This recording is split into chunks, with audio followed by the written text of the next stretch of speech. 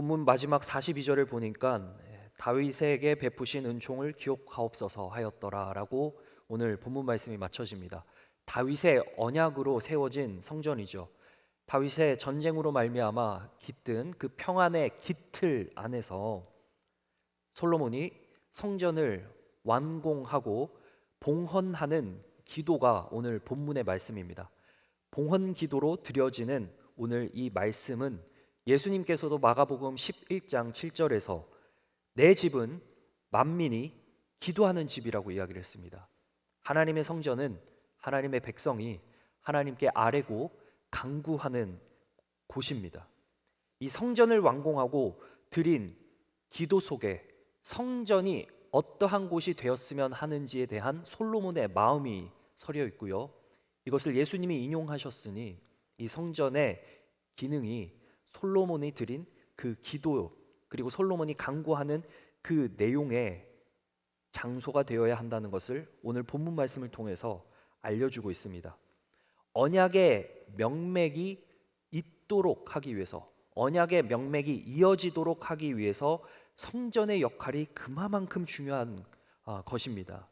그 성전에서는 간구하는 것이 일어나기 때문에 그 간구의 내용을 우리가 보면 나아갈 때 성전은 이러한 역할을 하는 곳이구나라는 것을 우리가 다시 한 번 더 되새길 수 있습니다. 그 성전의 역할이 무엇인지 오늘 본문 말씀에서 쭉 이야기하고 있습니다. 전쟁 당할 때, 포로로 잡혀갈 때, 심지어 이방인이 와서 기도할 때 하나님께서는 듣고 응답하신다고 하고 있습니다. 특별히 재난 당할 때 우리가 무엇을 해야 하는가? 본문 26절 그 첫 절에서 이야기를 하고 있습니다. 주의 이름을 인정하고 죄에서 떠나게 하는 역할을 이 성전이 하고 있습니다. 만일 그들이 주께 범죄함으로 말미암아 하늘이 닫히고 비가 내리지 않는 주의 벌을 받을 때, 그러니까 자연재해가 일어날 때, 재난이 일어날 때 하나님의 백성은 이것을 보면 깨닫고 죄에서 떠나는 그러한 모습으로 나아가야 한다는 겁니다. 주의 이름을 인정해야 한다고 말을 하고 있습니다. 여러분, 여기서 주의 이름을 인정한다는 말은 고백한다는 뜻입니다. confess, 자신의 죄를 고백하는 겁니다. 또 다른 뜻으로는 여기서 인정하다는 말은 찬양하다는 뜻입니다. 달리 말하면 하나님의 주권을 찬양하는 겁니다. 하나님께서 뜻이 있을진데 이 재앙을 통해서 나의 죄를 깨닫게 하시는 그 은혜가 있다는 겁니다. 하나님의 주권을 인정하고 회개하는 곳이 바로 이 성전이 되어야 한다는 것을 오늘 솔로몬의 봉헌 기도를 통해 알려주고 있습니다. 사랑하는 성도님들, 교회를 통해 이곳에서 주님께 부르짖을 때 하나님께서 허락하신 어려움, 하나님께서 허용하신 고난, 그 가운데서도 주님의 주권을 인정하고 나의 죄를 깨닫고 돌이키는 은혜가 있는 그러한 시간 되시기를 간절히 소망합니다. 하나님의 주권을 인정하고 회개하는 곳이야말로 바로 이 성전이 우리에게 주는 은혜라는 것입니다. 28절에 보니까 죄의 형벌이 쭉 나옵니다. 기근이 있고 전염병이 있고 흉작이 있고 깐부기, 메뚜기와 황충, 그리고 심지어는 적국의 포위를 당하는 그러한 재난이 있을 때 성전으로 발걸음을 할 수 있도록 한다는 것입니다. 성도로 하여금 무릎 꿇게 한다는 것입니다. 30절에 보니까요, 주는 계신 곳 하늘에서 들으십니다. 그리고 사유하십니다. 변론하십니다. 각 사람의 마음을 아시고 행위대로 갚으십니다. 주님만이 사람의 마음을 아시죠. 그리고 31절에 보니까 이로써 조상들에게 주신 땅에 사는 동안에 항상 주를 경외할 수 있도록 한다는 것입니다. 이러한 재난이 결국 하나님의 주권을 인정하고 하나님을 찬양하고, 무엇에 대한 찬양입니까? 나의 죄를 깨닫게 하시며 나의 이러한 속속들이 아시는 그 모든 것을 주님께서 알게 하심으로 주님 앞에 다시금 세워지는 그러한 세워짐의 역사로 말미암아 공동체가 잘 되고 나라가 잘 되는, 다시 모든 것이 회복되어지는 것으로 나타나는 그 은혜가 있다는 것입니다. 우리 모두가 주님을 경외함으로 주님의 주권을 인정하며 이방인도 예외 없이 성전의 뜰을 밟는 자가 하나님의 이름을 인정하게 되기를 간절히 소망합니다.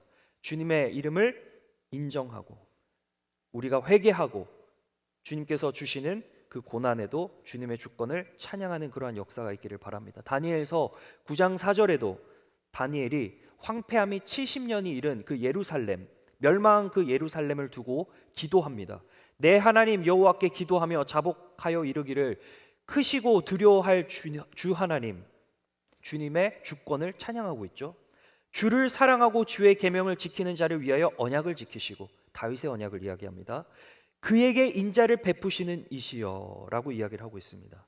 다니엘은 먼저 하나님의 크심과 언약의 신실하심을 찬양하고 있습니다. 그리고 곧바로 자신의 죄와 민족의 죄를 고백하는 것입니다. 사랑하는 성도님들, 나라가 어렵고 흥망성쇠가 있습니다. 공동체가 어렵고 실족하는 자들이 있습니다. 나의 삶이 어렵고 온전히 풀리지 않는 실타래가 엉켜붙은 듯한 그러한 삶의 모습이 있습니다. 그럴 때 주님의 주권을 인정하고 우리가 우리의 죄에서 돌이키며 다시금 우리에게 주시는 이 고난이 어떤 뜻인지를 우리가 헤아리며 하나님을 찬양하고 우리의 죄를 고백하며 나아가는 저와 여러분 되시기를 간절히 축원합니다. 주의 이름 인정하고 내 이름을 낮추는 것이 중요합니다. 고집을 꺾고 행악을 끊어내고 의심을 털어버리며 다시 한번 주를 경외하는 길로 나아갈 때 주님께서 우리를 회복시키신다는 것을 우리가 다시 한번 더 깨달아 알게 되는 그러한 시간 되시기를 원합니다. 더 나아가서 34절에 보니까 이 성전의 역할이 무엇입니까?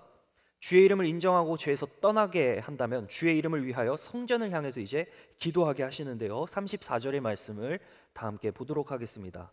시작. 주의 백성이 그 적국과 더불어 싸우고자 하여 주께서 보내신 길로 나아갈 때에 그들이 주께서 택하신 이 성과 내가 주의 이름을 위하여 건축한 성전 있는 쪽을 향하여 주께 기도하거든. 자, 성전을 향한다. 비록 성전에 있지 못한다 할지라도 그 성전이 얼마나 중요한지를 보여주고 있죠. 성전은 하나님께서 자기 이름을 두신 곳입니다. 신명기 12장 11절에 나와 있죠. 하나님의 이름을 두신 곳이 성전입니다. 다시 말하면 하나님의 임재가 있는 곳이 성전입니다. 단순한 시설이 아닙니다. 하나님의 임재가 있다는 말은 뭐죠? 하나님과 자기 백성 사이에서의 언약이 있다는 것이죠. 하나님이 약속이 있기 때문에 하나님의 임재가 있는 곳입니다. 그 언약을 기억하도록 하는 것이죠. 성전을 향했다. 마음의 길을 이야기합니다. 여기서 향하다라는 말은 데레크라는 단어를 씁니다. 길입니다.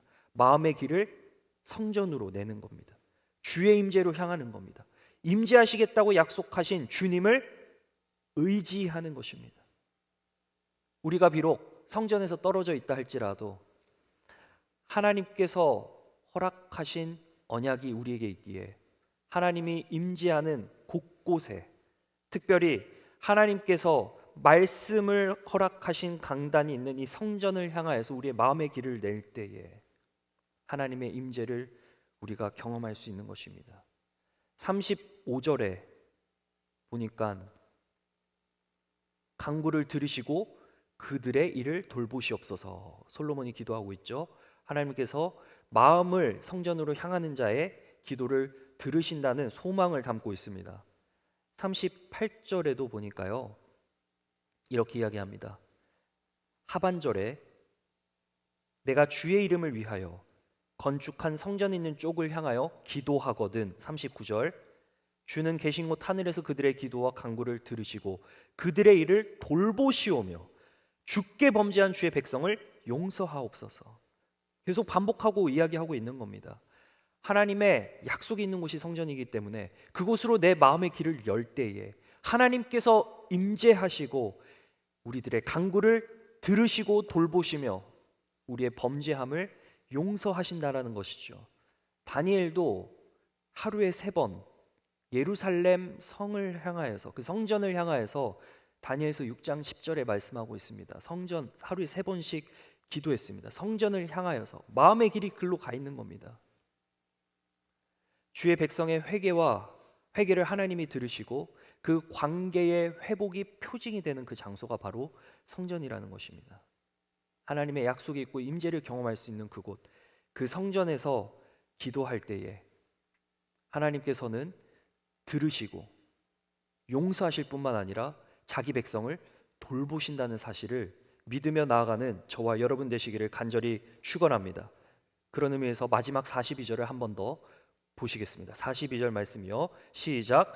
여호와 하나님이여 주의 기름 부음 받은 자에게서 얼굴을 돌리지 마시옵고 주의 종 다윗에게 베푸신 은총을 기억하옵소서 하였더라. 아멘. 하나님께서는 언약하신 자기 백성을 끝끝내 돌보시고 인도하시며 그리고 주님께서 그 승리하신 승리를 맛보게 하십니다. 오늘날 살아가는 우리, 예수님께서 피로 세우신 언약, 십자가 언약이 있습니다. 그리스도 그 분 자체가 하나님의 임재가 거하시는 성전으로 제시가 됩니다. 그것이 요한복음 2장에 나옵니다. 하나님께서 우리를 이제 교회라고 말씀하시죠. 성령 안에서 하나님의 성전이 되게 하셨습니다. 고린도전서 3장과 에베소서 2장에 나오는 말씀입니다. 이제 성전을 향해 기도한다는 의미가 무엇입니까? 예수 그리스도 안에서, 성령의 임재 안에서 하나님께 나아간다는 의미인 것입니다. 하나님께서 우리를 예수님의 피 공로로 값주어 사셨기 때문에 성령님이 임재하시는 공간이 되고, 하나님이 어디에나 계시지만 특별히 우리 가운데 계셔서 주의 이름을 위하여 기도할 때 주님께서 나도 모르는 나의 기도 제목을 하나님께 탄식함으로 아뢰시는 그러한 은혜가 우리에게 더해졌다는 것입니다. 은혜 위에 은혜가 더해졌다는 것입니다. 사랑하는 성도님들, 우리가 주님의 이름을 위하여 고백하고 주님의 주권을 찬양하며 우리의 죄 고백을 하는 것은 우리의 힘으로 하는 것이 아닙니다. 주님께서 우리를 위해 대신 아뢰시는 것입니다. 우리의 마음의 길을 내시는 그분께서 성전을 향하여 기도하게 하시고 주님을 알지 못하는 이방인을 주님의 성전으로 데려오고 인도할 수 있도록 도우시는 그 모든 은혜가 주님께서 임재하시는 우리를 통해서 그것들이 펼쳐진다는 사실입니다. 오늘 이러한 은혜가 있다는 것을 알고 또 기도하며 간구함으로 나아가는 저와 여러분 되시기를 간절히 소망합니다. 기도하겠습니다. 하나님 아버지, 오늘 솔로몬의 봉헌 기도를 통해 주신 말씀을 감사합니다.